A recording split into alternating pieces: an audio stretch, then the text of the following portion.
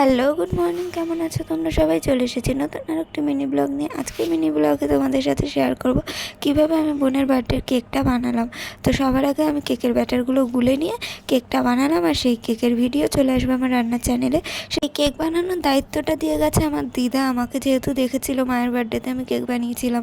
তো আমি মাঝে মাঝে এরকম বানাই কোনো অকেশনে, তো তাই দিদা বলেছিল বোনের জন্মদিনে কেকটা তুই বানিয়ে নিয়ে আসবি। আর দেখো, আমি গেছিলাম মোড়ে, মানে মোড়ে বলতে স্বর্গে যাইনি, দোকানটার নাম মোড়, তাই ওরকম শোনায়। তো ওখানে একটা আমুলের ফ্রেশ ক্রিম কিনতে গেছিলাম, কারণ আমি ফোনে দেখেছি যে ফ্রেশ ক্রিম দিয়ে নাকি বিট করলেই ক্রিম হয়ে যায়, কিন্তু না, এটা একদমই ঢপের চপ। ওটা বিট করার পর পুরো দুধের মতো পাতলাই হয়ে গেছিলো। তো তারপর আমি আবার বাটার কিনে এনে বাটার ক্রিম বানিয়ে নিলাম, যেভাবে মায়ের বার্থডেতে বানিয়েছিলাম। তো যাই হোক, এখানে আমি বোনের বার্থডের কেকটা ডেকোরেশন করে নিচ্ছি। আর টোটাল আমার 3টে কেক হয়েছিল, একটাই বড় চকলেট কেক, একটা ছোট চকলেট কেক, আর একটা নর্মাল পাপুচি কেকের মতো মিডিয়াম সাইজের কেক। আর এইসব বানাতে কিন্তু আমার বেশ ভালো লাগে। আমি কিন্তু এইসব কোথাও শিখিনি বা ট্রেনিংও নেইনি, আমি নিজে থেকেই যেটুকু পারি আর করতে করতে অনেকটা ইমপ্রুভ করেছি নিজেকে।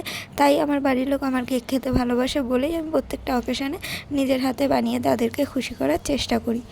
আজকের এই মিনি ব্লগটা তোমাদের কেমন লাগলো অবশ্যই কমেন্ট করে জানিও। ভালো লাগলে অবশ্যই ফলো করে দিও, লাইক কমেন্ট করে দিও। আজকের মতো টাটা।